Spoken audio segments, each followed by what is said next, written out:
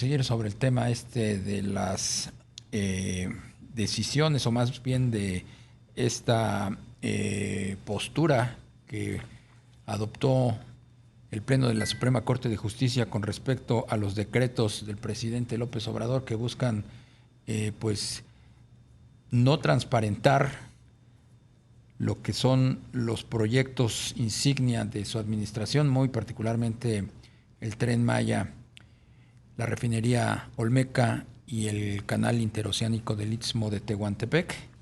Recuerda, ¿no? La semana pasada el Pleno de la Corte dejó sin valor o declaró inconstitucional el decreto de noviembre del año 2021 que pues echa por tierra esa pretensión del presidente. Bueno, pues por 6 votos contra 5, la Suprema Corte de Justicia ayer echó abajo ese decreto que buscaba agilizar obras insignia. Vamos a platicar con Francisco Burgoa, abogado constitucionalista y profesor de Derecho en la UNAM. ¿Cómo estás, Francisco? Muy buenas tardes. Muy buenas tardes, Darío, Rogelio, qué gusto estar con ustedes nuevamente en su programa. Igualmente, Francisco, qué gusto saludarte. Pues conocer tu opinión sobre lo que ya desde la semana pasada veíamos venir de declarar inconstitucional este decreto de noviembre del 2021 del presidente López Obrador, y también pues una vez que se declaró inconstitucional, pues el presidente envió otro decreto. Sí, de forma sorprendente, cuando menos para quienes no estamos directamente ahí en el equipo de la presidencia, nos tomó por sorpresa esta decisión del presidente de la República de expedir un decreto casi en el mismo sentido. Y aquí precisamente quiero nada más hacer la recapitulación. La semana pasada, el Pleno de la Suprema Corte, con una mayoría de 8 votos, decretó esta invalidez del acuerdo presidencial del 22 de noviembre de 2021, que este acuerdo es el que etiquetaba a obras en lo general sobre distintos tipos de sector, el turístico, por ejemplo, con el propósito de que pudieran ser declaradas de interés público y seguridad nacional. ¿Eso qué implicaba? Que todo lo que implicaba esta obra pública de ninguna manera podría ser objeto de una suspensión por un juicio de amparo y sobre todo podría estar obstaculizando facultades del INAI, lo que tiene que ver con la transparencia y la protección del derecho de acceso a la información a las personas. Considerando que ese acuerdo sí violaba el derecho de acceso a la información pública y facultades del INAI, es que esta mayoría de ministros dijeron esto es inconstitucional y procedemos a su invalidez. Ayer la Suprema Corte declaró que los efectos, los alcances de esa resolución es simplemente para todos, no solamente para el presidente de la República, sino para todo el Poder Ejecutivo, todas las secretarías de Estado. Obviamente esto no le gustó al presidente desde la semana pasada y por eso es que emitió este decreto, que el de 2021 fue un acuerdo y el de la semana pasada fue un decreto, que con independencia de las, digámoslo así, de algunas vicisitudes que pueda tener en el aspecto jurídico, en el fondo son instrucciones del presidente que de ninguna manera pueden estar por encima de las leyes, ni mucho menos de la Constitución. De ahí que este nuevo decreto es el que actualmente sigue vivo, el decreto de la semana pasada.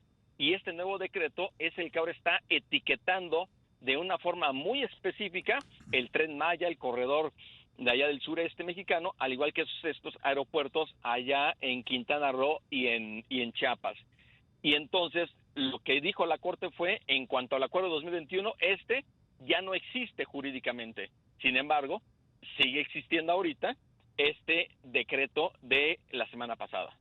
Claro. Francisco, y entonces, ¿cuál sería pues el siguiente paso para pues buscar una observación a este nuevo decreto? Se piensa que el INAI, al no tener su pleno completo, con todos sus integrantes, mejor dicho, pues ya no se podría inconformar. ¿Cuál sería, digamos, que la vía jurídica a seguir? La pregunta de verdad tiene una gran relevancia ahorita en este presente, porque este decreto se ha interpretado si es o no es igual que el acuerdo de 2021. No es igual, eso es un hecho. son actos del presidente de la República, actos del Poder Ejecutivo, guardan similitud, pero no son los mismos. Ahora, el INAI ya presentó un recurso de queja por considerar que con ese decreto se violaba o se viola la suspensión de esta controversia constitucional, a partir de la controversia constitucional que presentó el INAI. Sin embargo, todavía esa suspensión está vigente porque aún no se emite formalmente la sentencia ni se le notifica al presidente de la República.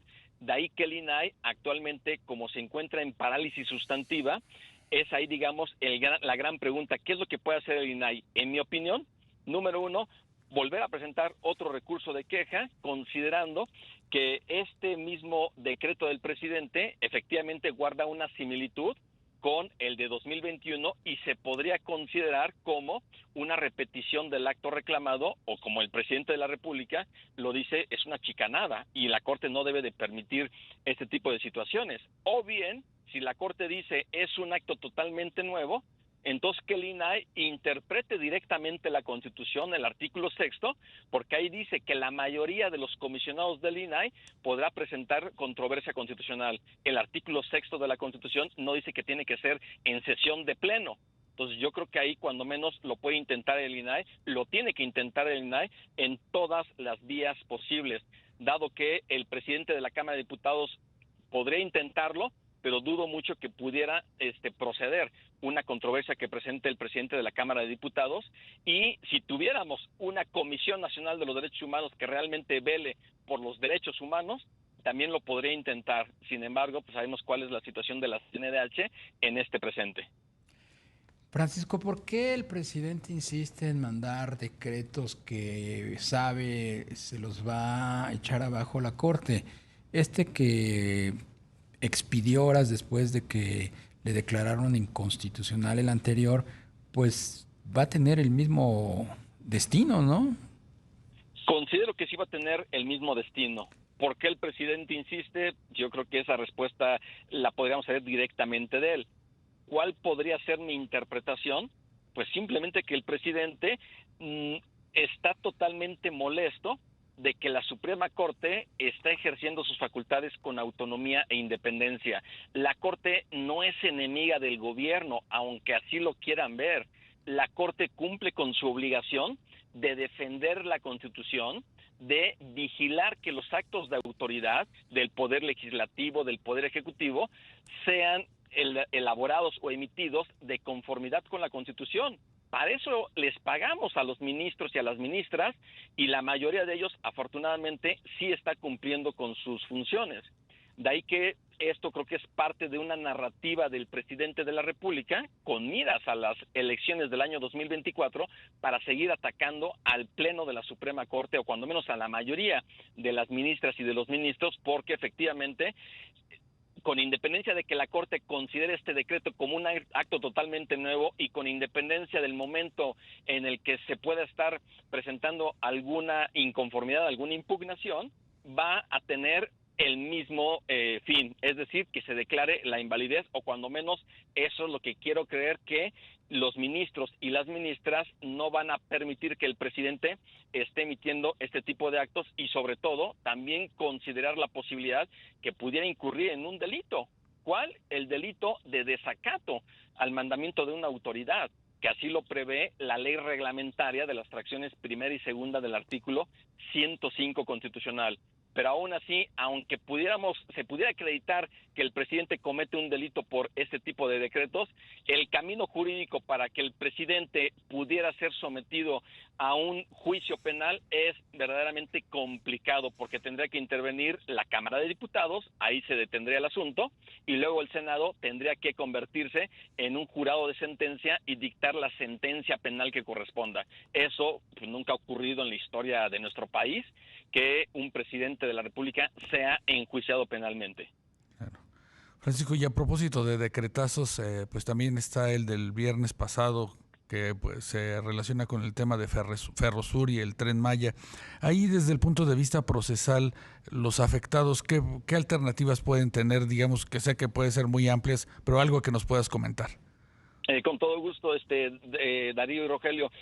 Aquí es interesante ahorita, dentro de toda esta discusión que se está presentando, este decreto que expidió el presidente de la República, porque técnicamente no es una expropiación lo de Ferrosur, no es, sin embargo, es el camino para llegar a la expropiación. Este decreto por el que se determina como causa de utilidad pública y ocupación temporal es parte de un procedimiento que establece la ley de expropiación. Es decir, aunque ahorita no lo sea, sí puede convertirse el día de mañana o en algunas semanas en una expropiación. Sin embargo, yo creo que el presidente está jugando ahí con sus facultades, porque dice que quiere recuperar una concesión, que las concesiones no es propiedad privada y por lo tanto no es expropiación. Pero eso es una mentira. Basta leer el artículo 1 de la ley de expropiación y ahí se indica que cuando alguien tenga una concesión y a partir de esa concesión brinde un servicio público, sí podrá ser sujeto a una causa de utilidad pública y por lo tanto a una expropiación. Si el presidente quisiera, en su caso, poder estar revocando, entonces que siga el procedimiento de la ley reglamentaria del servicio ferroviario. Es decir, el Grupo México tiene varias opciones para impugnar este decreto. Pues Francisco Burgoa, desafortunadamente nos tenemos que ir a un corte. Te agradecemos como siempre la disposición para platicar con nuestros amigos, abogado constitucionalista y profesor de Derecho de la UNAM. Darío, Rogelio, fuerte abrazo para ustedes y para su audiencia. Otro para ti.